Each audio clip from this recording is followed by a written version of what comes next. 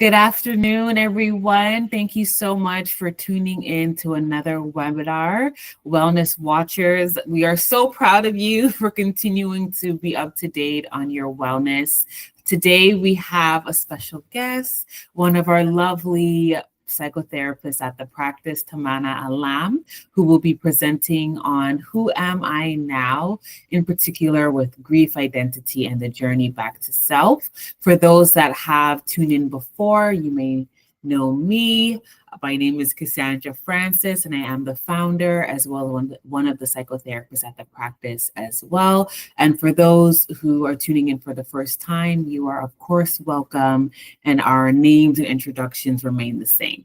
So please do engage with us, as we always like to answer questions, respond to comments, whether you are attending live. Of course, feel free to either unmute or use the chat. Or if you're watching us recorded, please feel free to use the comment section, and we'll be happy to engage with you then. Okay. I will hand it over to Tamanna. Thank you, Cassandra, and hi everyone, and welcome. I'm so glad you're here. My name is Tamanna. I'm a registered psychotherapist qualifying, and I just graduated from Adler Graduate Professional School with a master's in clinical psychology. I mostly work with clients who navigate identity, trauma, and loss, so this is a very important topic to me. And today we'll be exploring a deeply human experience. Who am I now? After grief, identity, and the journey back to self. And grief doesn't just bring sadness, it often shakes our very sense of self, of who we are. It asks, who am I without the person that we lost, without that role I lost, and even without that imagined future that I thought for myself? So we'll explore these questions through IFS, which is Internal Family Systems. It's a modality of therapy that views us as in human beings made up of many, many parts. And each part has its own role in our healing. So together we'll look at how grief disrupts identity, how our inner parts respond, and how we can reconnect with that steady, compassionate self that we talk about in IFS. And after that, we will also move to how our parts respond to grief and how we can reconnect with those parts as well. So let's take a deep breath and settle in. There is no right or wrong way to be here, and just bring your full human self. We'll go together gently. So we'll start with what grief is and how grief affects identity, how it disrupts not just how we feel, but also who we are. Then I'll introduce the modality IFS.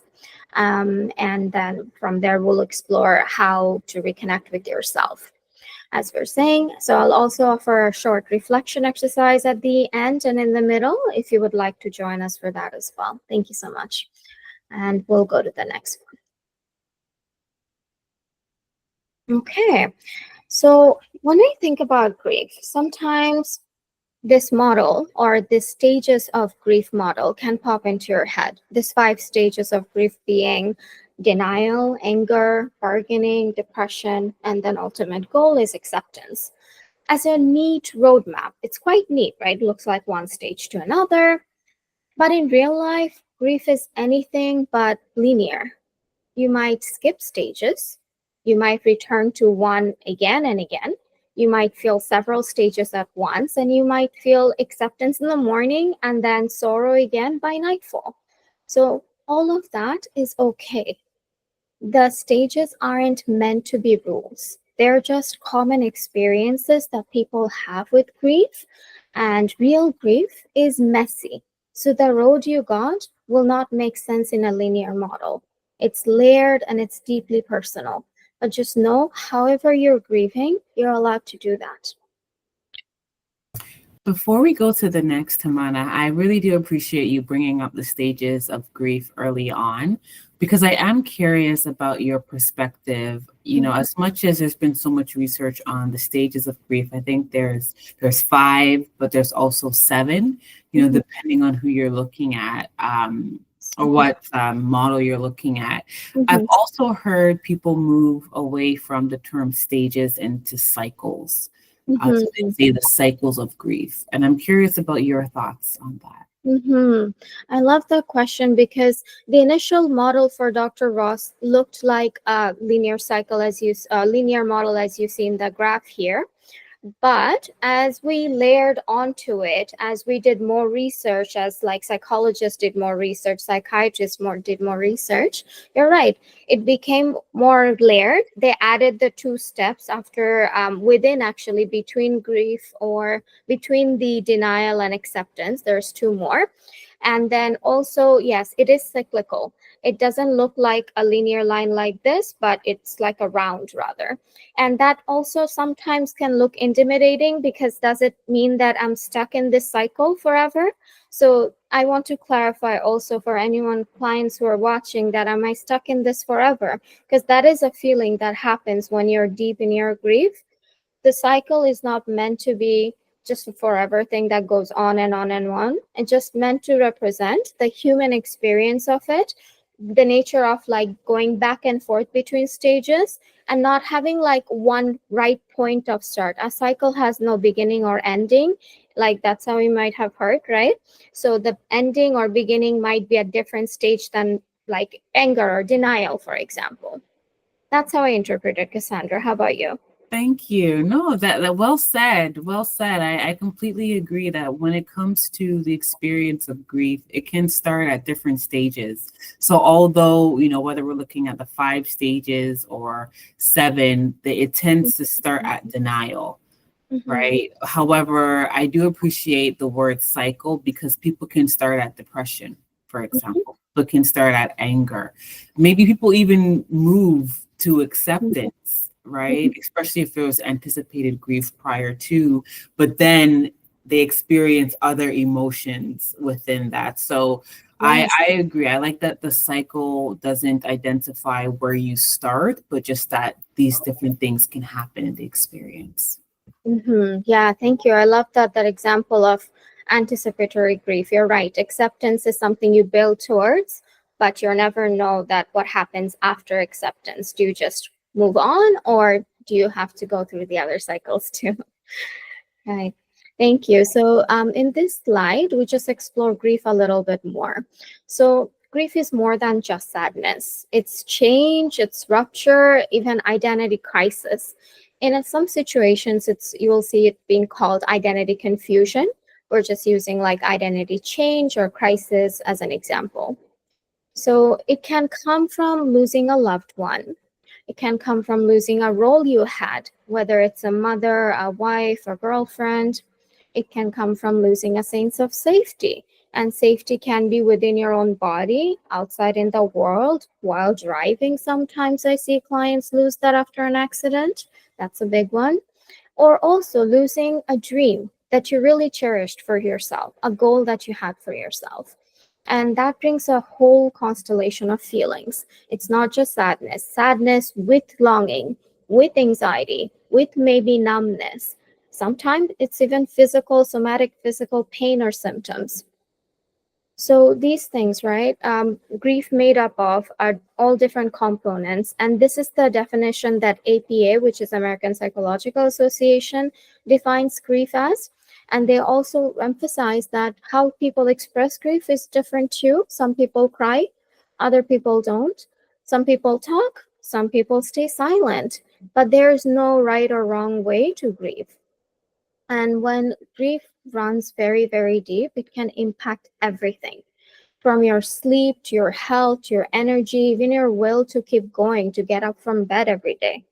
And but ultimately, grief is love. You're grieving because you loved something or someone so intensely, and you're trying to find a new place to land after they're gone. Right? Okay. I love this quote by Ted Reinerson. He's a psychiatrist, and it really captures that there are only two stages of grief. If you look at the models we introduced earlier, the roadmaps, the stages of grief, excellent, kind of points for you to kind of go through. But the two stages he refers to are who you were before and who you're after the grief or the trauma, the event that has happened. So grief doesn't just change how we feel, it reshapes who we are. And the space between that before and after can feel so confusing and raw. But in that space, we also grow. We begin to gather ourselves again, piece by piece, and honoring that identity shift is a part of healing. I appreciate this quote and perspective so much because it's right. It's accurate. It's real. We often, when we talk about loss, we often think about what was lost, whether it was a person, place, or thing, right? Something was lost, and that's what our mind is focused on, of course. However, there is this important acknowledgement of the identity piece of who we are when we were in that relationship, for example, versus outside of it, right? When we had our animal with us versus when they left us. So it's that is really what helps us get through Mhm. the experience, because of course we can't take, well, in many cases, especially when it comes to death, we can't bring back what we lost, right? um, Mhm. but it's how we bring back ourselves into the now. So I'm excited to continue to hear more. Thank you, Cassandra. Okay, great. So for this slide, it is a bit crowded, so we'll go through it very slowly. So main takeaway is that at the end of the day, grief can absolutely shake our identity. And this is common and this happens to many people. You're not alone. And this is especially true if you're going through something which is called complicated grief.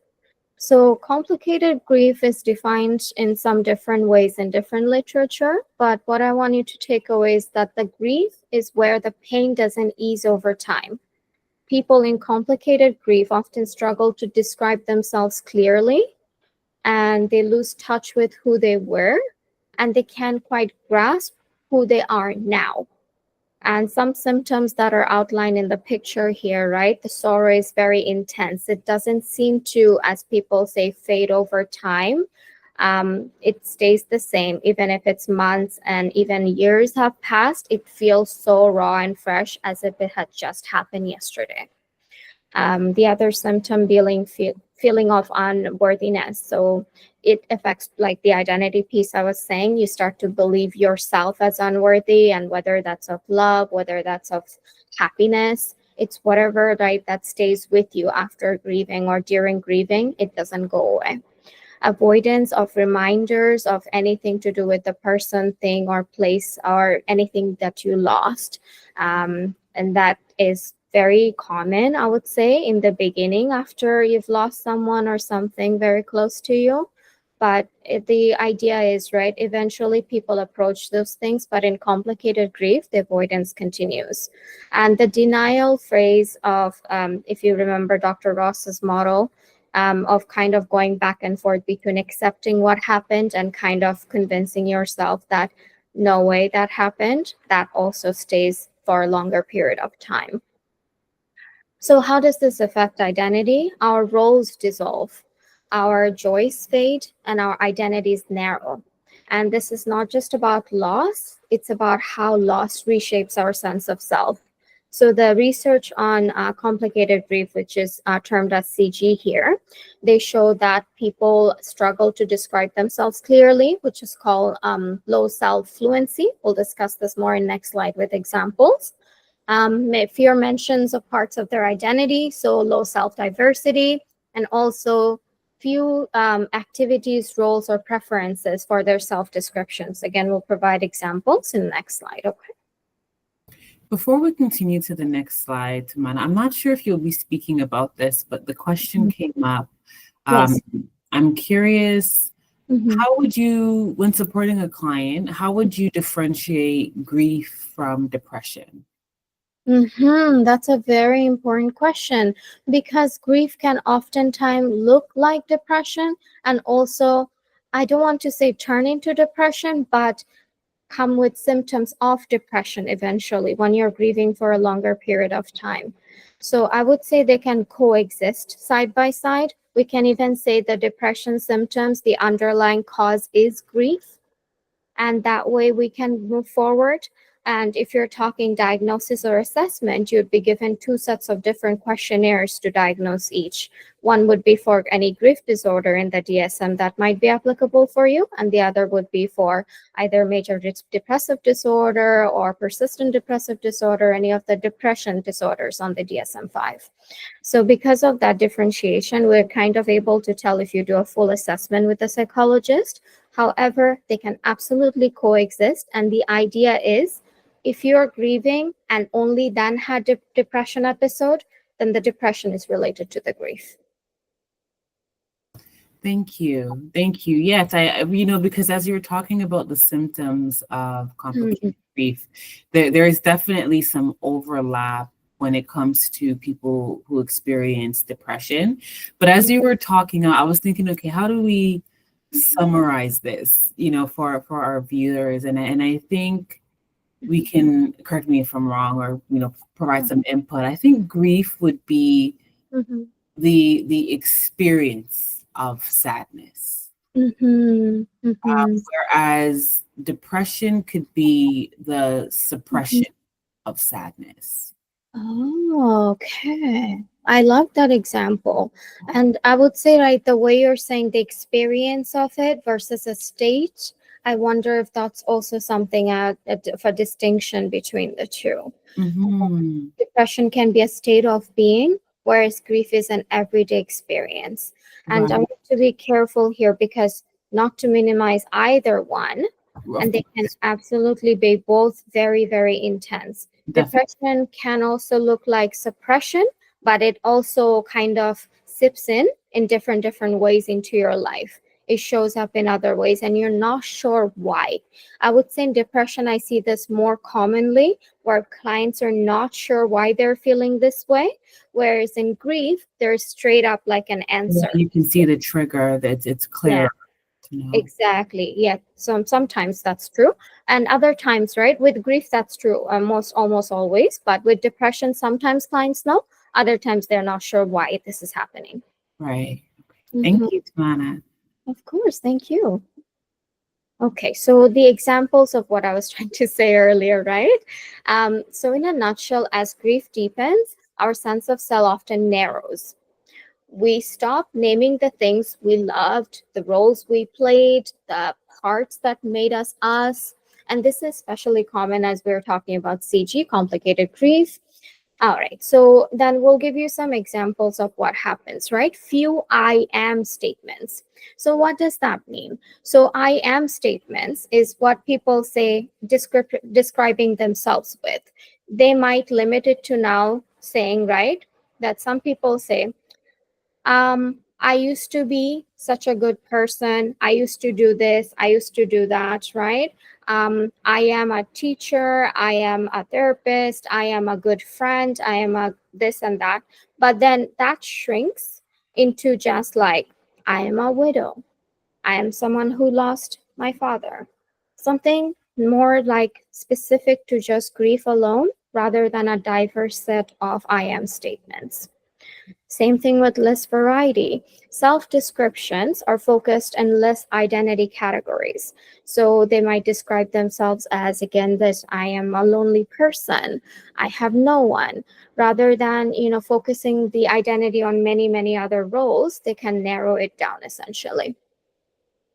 Less activity and preferences is one we're talking about the hobbies and interests and future hopes they describe themselves with.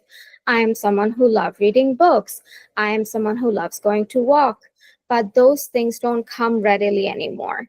If you ask them, like, what do you like to do? They might say, honestly, nothing nowadays. I don't really enjoy anything. And again, that seems like depression symptom, but that's also consistent with grief and identity confusion. And again, also another example is a lot of their self identity descriptors are focused on the person they lost, the deceased person, or the thing they lost, the role they lost. For example, I am a person, right, who got into a car accident, or I'm a widower, I'm a divorcee, things like that. So the identity statements are centered around person or the thing that they lost instead of broader descriptions. Okay, thank you so much for staying with us. For this slide, I do believe that some of these are repeat from what we're already talking about, but to kind of give you a summary of everything that we discussed so far, it would be this. Healing then isn't just about easing the pain, it's about rebuilding your self complexity. And that's helping clients remember or rediscover the parts that grief quieted down within themselves.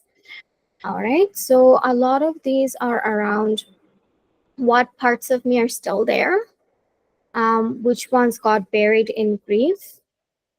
And if we hear a client say something like, I am grieving, but I am still a good friend, I still love the ocean, that's when you know that the self is widening again. And that's growth. And that's what we're really helping clients achieve. Okay. So a lot of this work is around expanding the identity that got very narrowed because the grief got to the heart of who we are. Thank you. Okay, so now I want to offer a quiet moment for reflection, something you can do right now silently or return to later in your own time. So the homework is something we assign after a session in therapy, or you can think of this as like you can even do it in session, let's say. So grief doesn't affect how we feel, right? It reshapes who we are and how we see ourselves. And sometimes we don't even realize how much that shift has happened until we pause and ask ourselves. So I would invite you to take a breath and reflect and jot down a few thoughts if you'd like. So first question you would jot down the thoughts for would be, how has grief changed how I see myself? And the next one is, what roles and parts of my identity feel lost or unclear? It could be parts or self, things that you used to be able to do. You seem like I can't access that side of me anymore. So, what feels like I can't reach within me? There is no right answer, just honest ones. And this is about listening inward, curiously, and not critically. So, no judgment for yourself. And you may hear that parts of you that haven't had a chance to talk to you. You might find that I didn't even know that this was something that I had lost. You might find yourself reconnecting to those parts. So take as much time as you need off camera. And if nothing comes up right now, that's okay too. The questions will still be here when you're ready. Thank you, Tamanna. I really do appreciate this moment to pause and reflect. And I also want to share with clients, or with our viewers, I should say, as much as Mhm. it's important to ask yourself these questions, to just have that, introspection time, right? That is naturally going to occur when things shift. But it's good to have those prompts that help guide versus spiraling, the natural need to introspect. I also want to encourage people that if you do find it hard to face these questions by yourself, Tamanna is available to support you, right? It's so important to feel safe when you're unsure, right? And the word stuck was even coming to mind as well as we're talking about identity shifting and maybe not knowing the answer to these questions or having the answer, but where do I go from here? If you need support, please feel free to reach out to us, and we're happy to support you. Tamanna, of course, is happy to support you. And it's a journey. It's a journey, but I appreciate these questions because, again, we can be so fixated on what was lost and not, okay, how do I get back to myself, right? Mhm. By first understanding what did I lost within myself? What did I lose within myself? Yes, exactly. Thank you so much, Cassandra. And of course, I would love to help anyone struggling to, move through grief by themselves. And that's very common of an experience. And that's why we're here to help. Okay, thank you. All right, so that's what we're going to talk about next, actually, a bit about what we do in therapy in terms of grief. If a client is coming with experience of grief, for example, how do we help them? So, firstly, understanding, right? Thus far, we've discussed that grief can shake the foundations of who we are. And when that happens, it's essential that we as a therapist and ourselves, even the person experiencing grief, respond with care, not correction.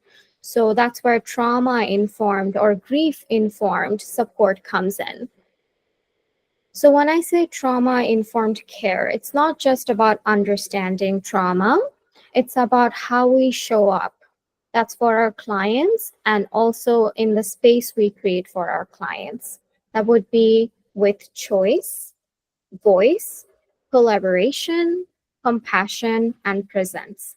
These are the 5 principles of trauma informed care. So we'll go by one at a time in a bit. And grief, I just want to emphasize, is not a pathology. It's not a mental diagnosis to fix unless you have an official diagnosis from a psychologist who has evaluated your assessments and determined it's a grief disorder according to DSM-5. It's not something of a pathology. It is a profoundly human response to loss. So it's normal to feel grief. There is no wrong way to grieve. And the context around grief really, really matters. That could be our culture, our relationships, our life history, where we live. All of these shape how we carry the loss, how we express our loss or feeling of grief, and what we need in order to feel safe, even. So, safety is foundational. Emotional and physical safety, where healing can begin, is the goal in therapy. So before we dive into it, we want to make sure, right? The client is not something like, we don't say that this is a safe space necessarily again and again. We show, don't tell.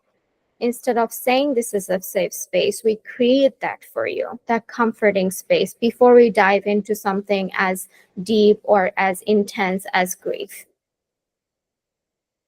Okay, next is choice, right? The client's choice is power. You get to decide what your grief journey looks like.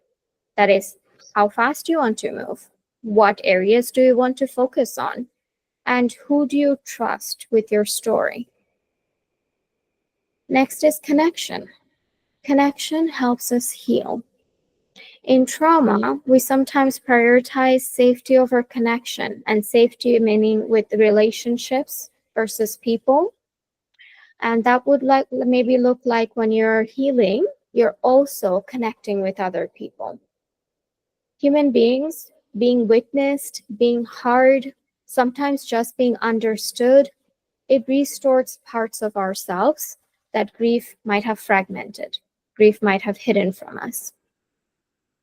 And finally, grief is not a straight line or a checklist of symptoms or a checklist of goalposts. It's a lifelong process. But just like we evolve, so does our grief. And that's not a sign that we're doing it wrong. It's a sign that we're growing. Thank you. Thank you, Tamanna. I think it's so important to emphasize grief is natural, right? Because a lot of people even question, people of color in particular would question, like, I don't like, why do I need therapy? Like, I don't have a disorder. I don't have grief in itself of not necessarily death, but again, losing job or maybe even an acceptance into your desired program, losing your favorite item, like, there's so many reasons that we don't know what is really going to trigger this difficult Mhm. process until it is triggered. So that in itself is okay to seek support because it is natural. And in one way or another, unfortunately, it does show up in our life. So it is important to seek safe spaces. And I do also appreciate when you mentioned we're not explicitly saying it's a safe space, it's a safe space. Because, most often when people try to sell you things like that, like, oh, this is a great car. Like, this is, and it's like, I gotta, like, like you Yeah. begin to question if it's really genuine or authentic when it's often repeated. So Mhm. safety is felt. Um, and it's important in the therapy space, it's there because that's where it's needed to facilitate this vulnerability in the healing process. So thank you for all the points you said, but I just wanted to really drag out, those 2 points there. Thank you, Cassandra. That was an important addition. I really appreciate it. And that was right before I shifted gears into introducing my favorite modalities. One of them, I would say at least, acceptance and commitment therapy is my other favorite one. And this is internal family systems, IFS. So, what is IFS? It sounds complicated. It can sound like family therapy instead of something that can be used for grief, but it's a simple and powerful idea. It's that we are not just one thing, we are made up of inner parts. So think of a tree. The parts are like the branches of the tree. Some branches protect, some hold leaves, some hold flowers, some carry fruits. Just like that, some parts of us protect us, shield us from pain, some hold the pain, and some also carry hope. So branches of the tree would be the parts of the IFS, if you want to think about that. And the core self is the roots of the tree. So self in IFS is always capital S, and there's a reason for it. It's because the self is greater than some of its parts. So the self is always there with you, even in the storm of grief, right? When it feels like everything is shifting, your roots are still there. Your tree is still upright because the roots are still there. It might bend, it might even break a few branches, but your tree is still there because of the roots that you've set in all these years of living, just by living. And our job is to gently know each of those branches again so we can begin to heal from inside out. Okay. So, as I was saying, the heart of IFS in grief, especially, is that you're not broken. You're a system made up of many, many parts, and each one is trying its best to actually help you survive. Sometimes might not seem like it's helping, but that part and its role is to at least do its own way of trying to help you survive and protect yourself. So in IFS, we understand that we're made up of different parts of ourselves, right? I've said that many times now. So you might understand a part as, for example, a part of me that feels angry at something, a part that tends to shut down when there is painful emotions, another part that longs for connection. But all of these parts have their own stories and reasons for being there for you. Even the parts that feel like they're hard to love, like the ones we want to avoid, we want to lash out and criticize, the thing we hate about ourselves, let's say, they are still not bad. They're burdened. They're protecting from something underneath it, some pain that is unresolved. And often that is shaped by earlier in childhood trauma or pain from early life. Underneath all of those parts that we're saying, right, is the self or the core self. It's not broken, it's not gone, but it is still has the 8 C's qualities we'll discuss. Some of them are curiosity, calm, and compassionate. So the self has some qualities that they carry with themselves regardless of what's happening with the parts. So as long as you can connect your core self, we can move forward with that and help our parts as well and reconnect with our parts. So now healing in internal family system or IFS doesn't mean pushing parts away. It means rebuilding a relationship with them, listening to them, honoring them, helping them unburden what they have been carrying for so long. And that's what it means to come back to yourself as well. So this is a great example of how inside each of us, there's a team of different parts, like characters in a story. Each one has a special job to keep us safe and feeling okay. This reminds me of the movie Inside Out and Inside Out 2. If you remember the emotions, they can also be seen as parts as well. So in IFS, the standard parts, if you will, as a starting point for you would be these four parts, or three parts rather, and I should say the self. First, there are managers. So think of them like the organizers and the planners inside of you. They're trying to keep everything in control so nothing painful sneaks in.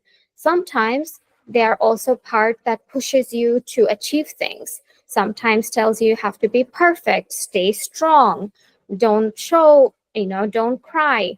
They're always working hard to protect you from getting hurt and get stuff done. Okay, then next one is firefighters.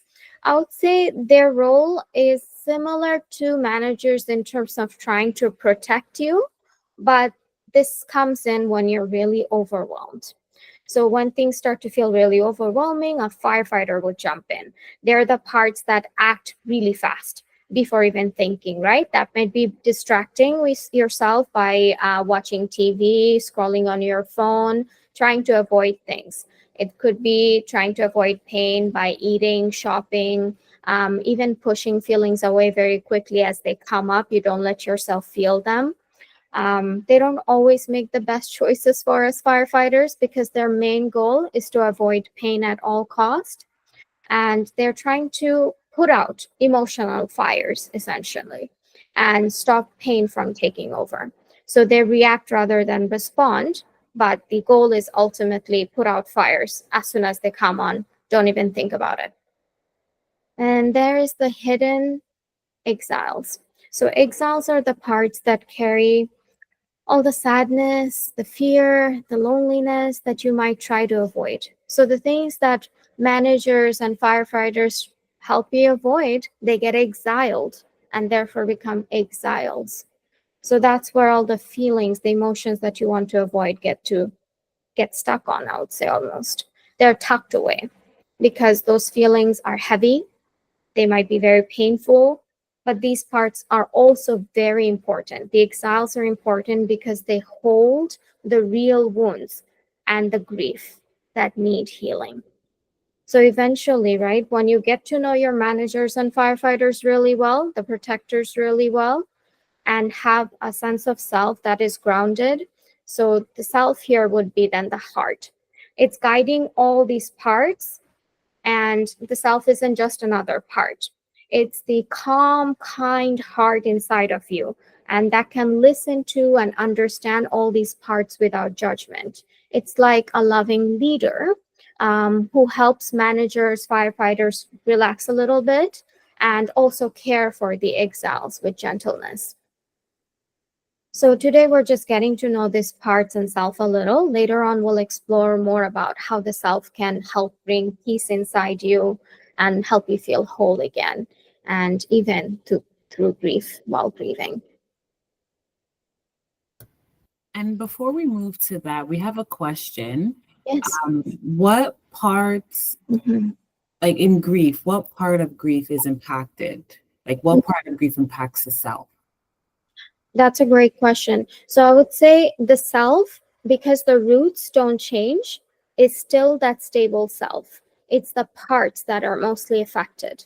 So how managers respond, firefighters respond, and what becomes exiled is what's mostly affected. And actually, that's a great question we'll be exploring in the next slide. So is that okay if we moved on? Thank you. Appreciate that. Okay. So when we experience grief, it's not just one part of us that's affected. So we're talking about what's affected right now, okay? So it's our whole internal system that's affected. When I say internal family system or internal system, by the way, think about your family outside in your life, but internal. So inside of you, there is a family of parts. So that's how I think of it. And different parts respond in different ways in grief. Some parts will quietly mourn, holding the sadness very, very close. So that might be an exile. Others may try to numb the pain, turn down the volume, and that could be your firefighters. The firefighters are kind of stepping up to say, ignore it, right? The denial phase of it or avoidance, trying to tell you that no, everything's okay, just get busy at work or something, right? There are parts that will step in to try and protect and tell us, stay strong, don't cry, just keep moving. Could be managers, right? It sounds like they're trying to get stuff done. And they're not bad guys at all. There are no bad parts. They're all loyal parts trying to hold everything together when it feels like everything might fall apart. So, grief can also cause some parts of us to go into hiding. So, this feels almost like being exiled. So this could be, right, a joyful part, even a part of you that was happy, that used to dance, that used to laugh, and now it feels lost and it's retreated completely. You can't access that part anymore. Or the part of you that defined itself by a role, like I am their partner or I am their caretaker. They might feel like it's completely collapsed because that role has been lost with the grief and they have completely disappeared. You can't access that part anymore. So that's what happens to some of the parts. And you will notice, right, these joyful parts we're talking about, it wasn't listed under the previous slide of protectors, which is firefighters, managers, or the exiles. It's because you name your parts. The guiding idea is to label them under those three categories, but everyone has different parts within themselves. For example, I have a therapist part, right? I have a cat mom part. Things like that that are neutral, joyful parts, they're still there too. And some of those have to take a back seat when parts such as managers and firefighters are just trying to protect you from grief. And that's when it feels so overwhelming, you can't even access those joyful or neutral parts anymore. So that's where the self comes in. The good news is the self, who is the roots that you've already set all throughout your life, are still there.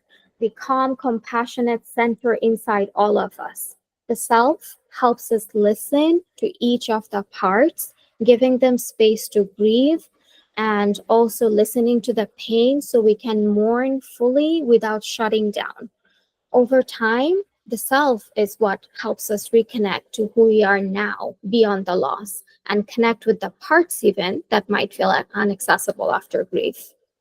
So that's what's really important to remember, that identity isn't lost through grief, it is shifting, it's evolving. So with IFS, we learn to honor the parts that are hurting and the parts that are protecting, while also rediscovering deeper self that holds us steady. So connecting with yourself again. And our identity is not gone, it's in transition. While you're grieving, just remember, no matter how bad it feels in the moment, I have lost all sense of self, you're growing. It's just a transition. It's raw, it's messy, it's confusing, but it is also the space for healing and growth.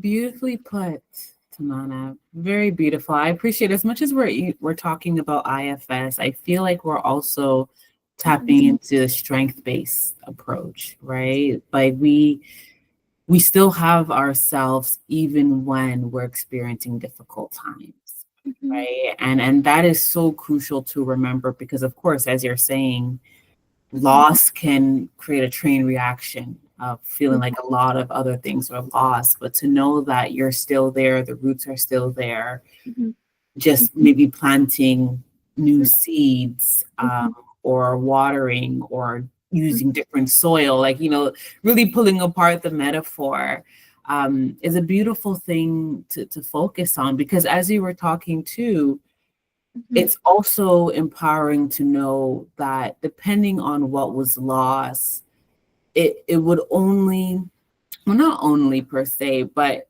it is likely to predominantly target one or two parts of self versus all some of the parts of self, right? Like as a therapist, if I were to lose my oh, I should have came up with this example. If I was to lose my pet, for example, right?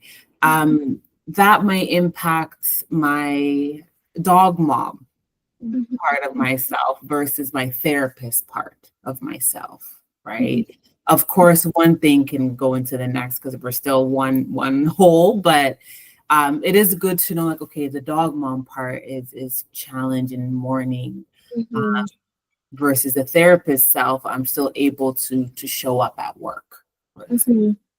Mhm. Mhm. Exactly. Thank you. That makes a lot of sense, right? And the grieving system, we just reviewed this. So these are some examples of how our inner parts respond to grief in different ways. Protectors keep us going, distract us, are just to be strong, whereas exiles quietly carry the heartbreak and sadness. Firefighters jump in when the pain gets too intense, shutting things down fast, numbing things. Just know each response is valid. Each part is doing its best, and our work is to listen to them and not to try and control them, but to understand them, their fears, and their hopes. So, all responses from parts are normal. Thank you. Okay, so grief can really, really scatter us, right? So, our sense of self, as we're talking about, some parts go quiet, others become very loud. So, every part, the numb part, the hopeful part, the hurting part, has something valuable to express. And healing begins when we ask ourselves, what part of me is struggling right now? And what does this part need from me to feel soothed? So it's a very curious way of being. Sometimes in therapy, we do this in chair work. So a client will sit in one chair and there will be an empty chair across from them, and we'll put a part on that chair. And so the client, as the self, will speak to that part and ask these questions gently, right? Like, which part are you? What are you struggling with right now? And what do you need from me? And they will switch to the other chair and represent that part. And sometimes it takes a bit, but once you connect, it really has a lot to say. So, that part, once you embody that part and vocalize and answer yourself, you might have revelation about yourself that you never knew that existed. It's not about reinventing yourself overnight, but it's about reconnecting with that part. It's about meeting with your parts again and choosing curiosity over judgment and presence over pressure. Okay, then. So, how do we do this in therapy? I've already kind of discussed the chair work, and everything's very guided in therapy. We might prompt you to reflect some of this in journaling as well. I feel like that helps a lot, that self dialogue. And then next, we'll explore. We talked about self quite a bit, but we haven't explored fully what that means, or coming back to the self even means in grief. So, the self isn't something we earn, it's already there. Think of the self as the sky behind all the clouds, the calm, the wide, the always present sky. So, even in pain, the self can guide us. It doesn't erase grief, but it helps us hold it. And coming back to yourself then means remembering that you're whole, even when you're hurting. Again, next one. So self is never gone, right? We said it's just covered sometimes because some parts have kind of taken over that role of the self. The manager, the protectors, the firefighters have taken over the self's agency almost. So we know that the self, we're in the self energy, if you will, when we feel this 8 C's of the self. And the 8 C's are because they all start with the letter C, and the qualities are calm, clarity, compassion, curiosity, courage, creativity, confidence, connectedness. And you will see that every single day, when am I practicing even one of them, you know you're connecting with your core self. If you find yourself being compassionate to another person, even when you're grieving, that's yourself, not a part. When you're being very curious about something, and it's almost like the childlike wonder you feel even looking at nature, that's self. It's still there. sometimes just hidden behind other parts who are overworking to keep you protected, but still there. So grief may shift which parts are loud or quiet, but the self still remains. It's still there, steady and ready to lead when you are ready to give it the chance to lead. Okay. So this is all based off the book called No Bad Parts by Richard Schwartz. And this is the book that really helped me understand IFS myself and how all parts are actually adaptive and trying to help you and not a detriment. Okay. Thank you, Tamanna. I really like this guideline. I'm really understanding it to be a guideline for clients that, go through the list. Have you connected with one or more of the 8 C's? Because, yeah, I really do see how that can go right back to the core. Because even with curiosity, we're not knowing of all things, right? So allowing ourselves to be curious about something also, it signifies a lot. Yes, yes, exactly. And that's the point, right? Connecting back to yourself should feel like this is how I've always been, and I can finally access that now. And that's not necessarily a part. That means that the self is in charge again, not a part. Okay, then moving on to another little exercise. So I like to call this checking in with the part that's been loud in your grief. So now the reflection goes something like this. First, you just want to notice which part of you has been showing up the most lately. Maybe it's a part that feels worried, tired, really busy, trying to keep things under control, trying to keep going. And then once you've noticed which part it is, you can name it. And it doesn't have to be labeled manager, firefighter, or exile. You can come up with a creative name.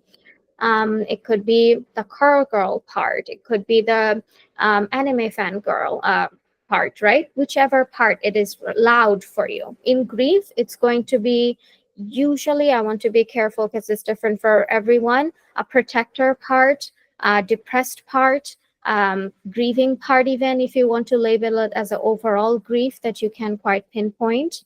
And with kindness, gently ask a few questions to that part. And I would do this kind of in chair work, like I was describing. You want to ask that part, what are you most worried about? What are you trying to protect me from? What do you need from me right now? And me being the self, right? And if it feels right after you've gotten those answers back and forth, kind of, can you thank that part for being there for you, even if it feels like I don't like this part of me? But is there a way you can thank them for being there for you in the way it thinks is what you need? Right? So gratefulness. And then the key is just to listen. No fixing, no judging, just noticing what comes up, and think of this as like checking in with the parts that's been loud in your grief. There's no pressure to get it right or wrong or anything. Just curiosity and kindness for yourself. So that's 2 C's already, compassion and curiosity, you see. You can try this on your own anytime. It's a way to meet yourself again gently, that part of you that's been loud, even in the middle of all these hard feelings that you're navigating. Okay, so coming full circle now. So healing after loss is not about going back to who you were before. I hear this many, many times. I wish I could go back to who I was. But after grief, it's about diving deeper into who you are now. This experience that you had has changed you.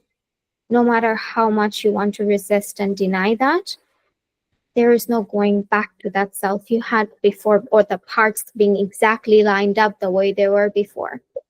But it's about embracing all your parts, your pain, your power, and everything in between that comes up to the present you. So the grief doesn't erase your identity. Instead, it reshapes it. It's like a sculptor or a painter gently carving out new contours. And through loss, we often discover parts of ourselves that were hidden, maybe even asleep. They were exiled, maybe for a long time also. But these are also strengths that we never knew we had. And the truths that emerge only through this journey of grief. So, internal family system or IFS helps us meet every part of ourselves with compassion, not trying to fix or change them, but to welcome them home. So, integration means expansion. The self grows more rooted, more authentic. And if you think about the tree, then your roots are growing stronger, maybe even spreading more wide in the soil. If you think about the metaphor, sorry. And we carry the weight of what we've lost, but we also carry what we've learned.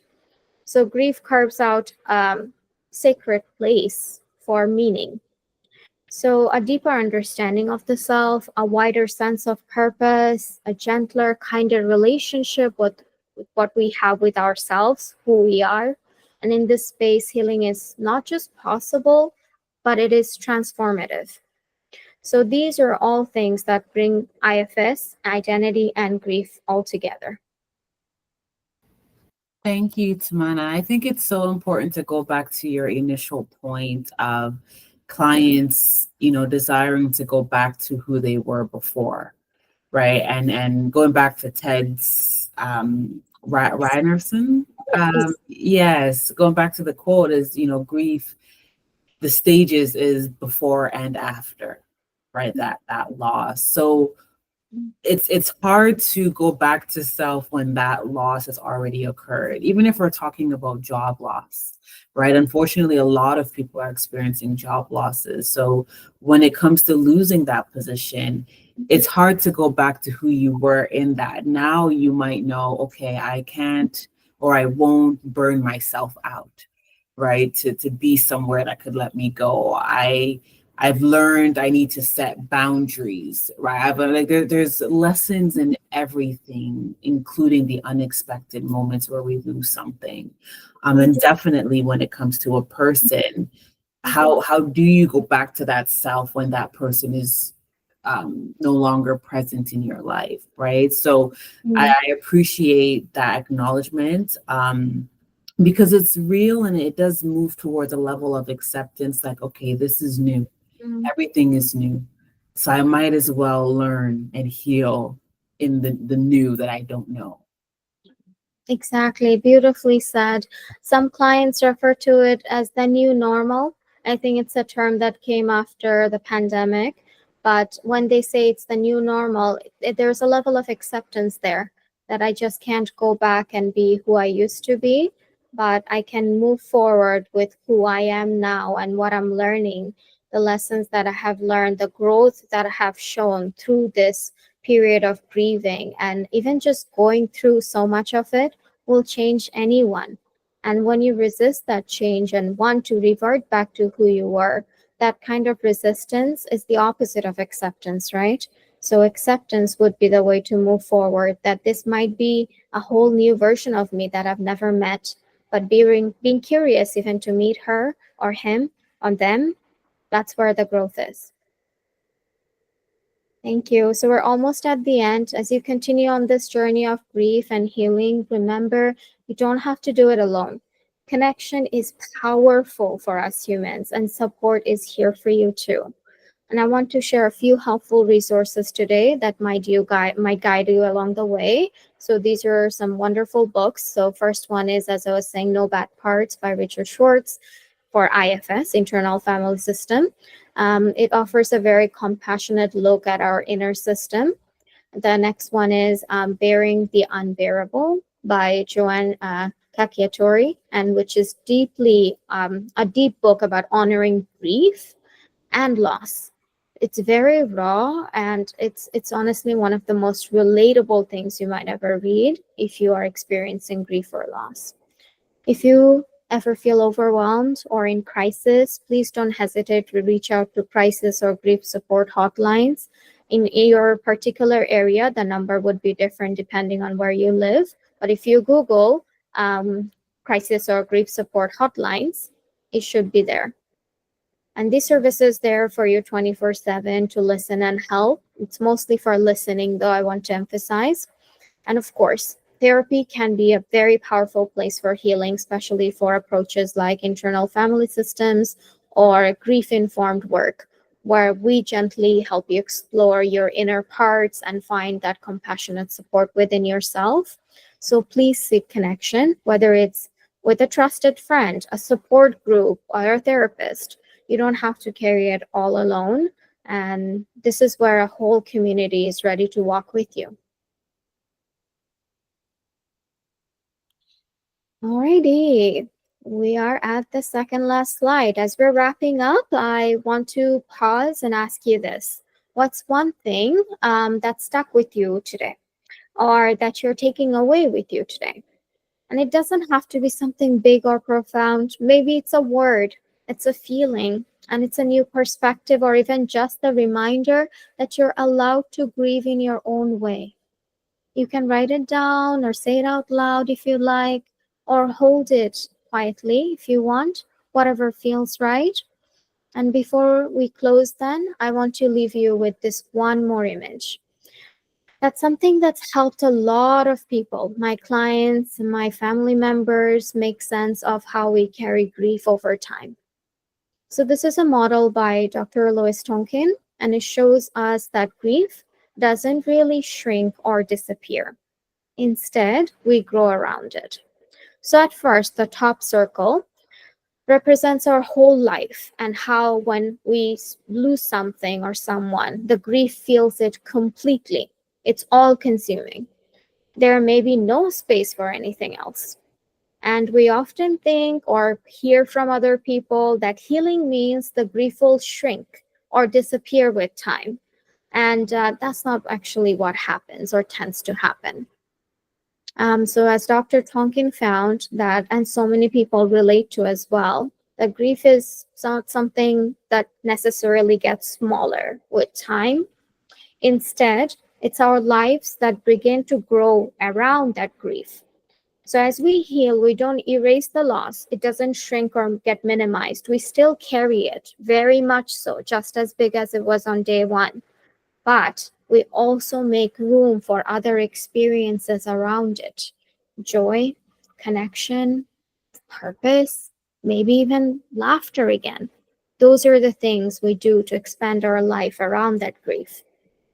So the original grief still there, just as meaningful, but it's not the only thing inside us anymore. It's not consuming the entirety of our lives anymore. Um, we expand and integrate all around it. So this is a compassionate way to think about healing. We're not trying to move on from our loss. We're growing around it. We're making space for that whole self, which includes the pain, the love, the memories, and all the parts of us that are still becoming and adjusting to the grief. So we don't move on, we move forward with the grief. And that too is still healing. Thank you. Thank you, Tamanna. Thank you so much for the different perspective on grief. Right? And the amount of examples you gave, the amount of insight, the amount of strength and empowerment. I hope our viewers are experiencing what I've experienced firsthand sitting through this webinar. I know we've had people pop in and pop out. So if there are any questions, please feel free to use the chat box all the same. But thank you again, Tamanna. Those that are looking to begin their healing journey, or maybe you've already started, whether it's starting with the webinar or starting with answering some of the questions we've had early in the webinar and want to continue your journey, please feel free to reach out to us at One Piece Therapy so that you can speak to Tamanna and really begin.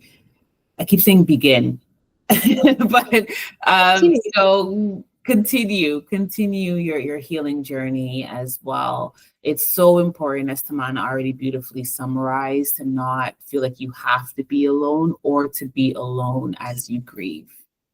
It can already feel so isolating. So the best thing to do is gain connection. So thank you again. We do have a couple more resources here where all the information was found, but everything has been beautifully cited. So please feel free to also utilize the different mechanisms of gaining more information about grief. Okay. Thank you so much for being here. And I'd love to open the floor for any questions or reflections you'd like to share.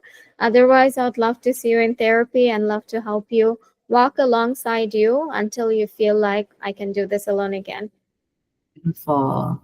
Thank you. Take good care, everyone. Thank you. Bye bye.